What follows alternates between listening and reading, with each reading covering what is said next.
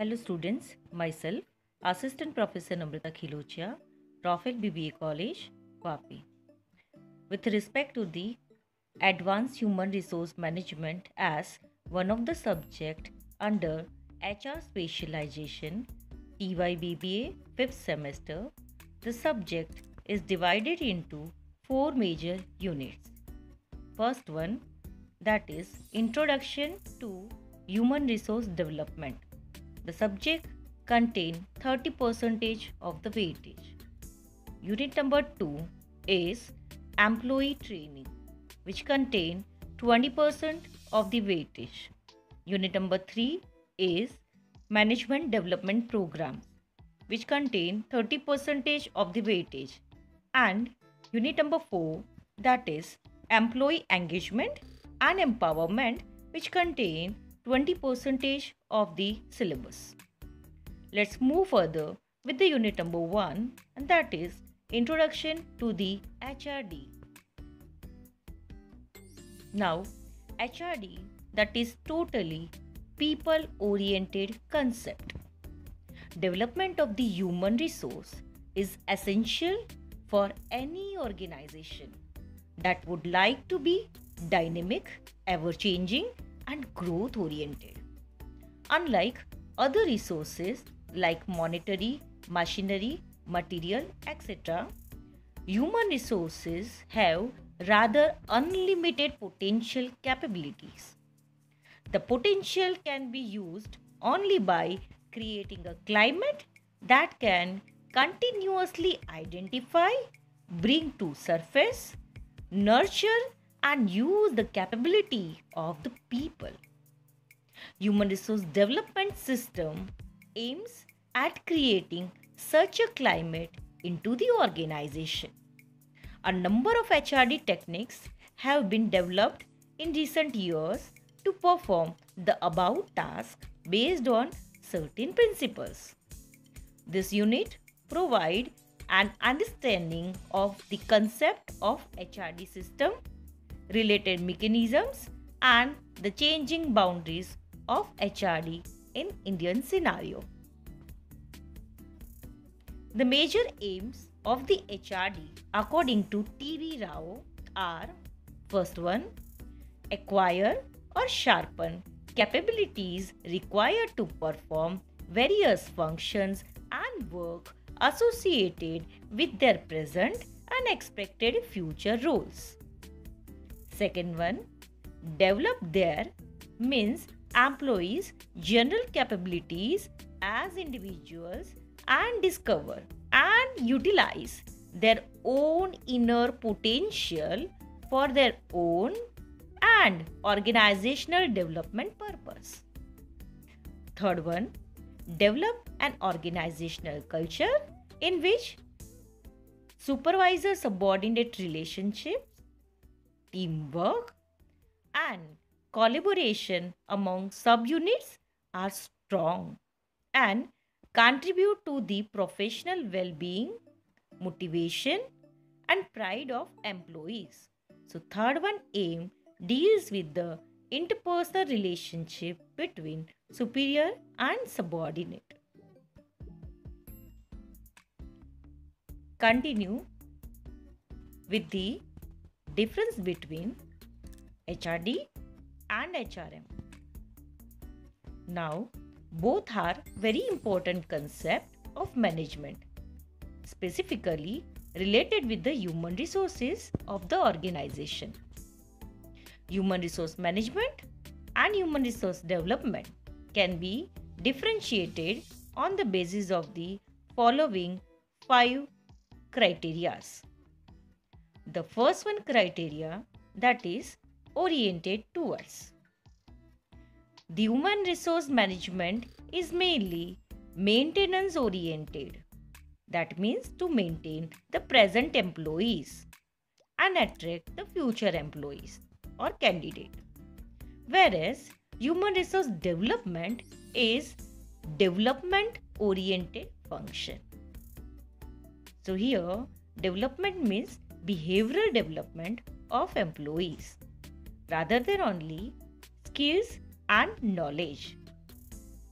Second one, the criteria is organizational structure.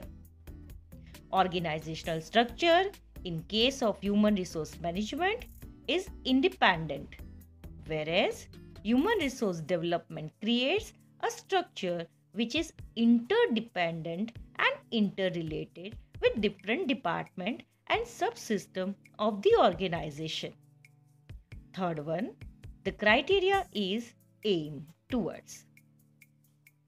Human resource management mainly aim to improve the efficiency of employees, whereas HRD aims towards employees as well as organizational efficiency as a whole. Fourth one, the criteria is responsibility.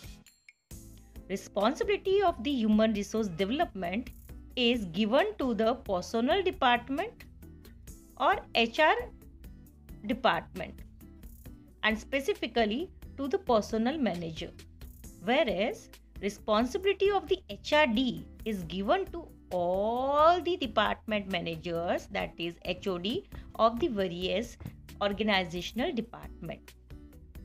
Next one, the criteria is motivated towards. HRM motivates the employees by giving them monetary incentives or rewards, that is non-monetary incentives also, whereas human resource development stresses on motivating people by satisfying higher order needs, which we had discussed already in Maslow theory.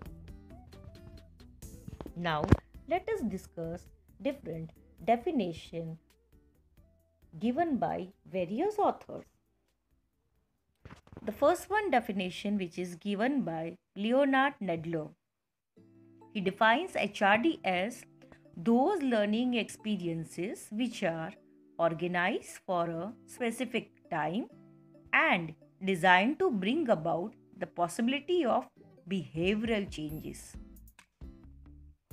In the words of Professor T.V. Rao, he is father of Indian HRD,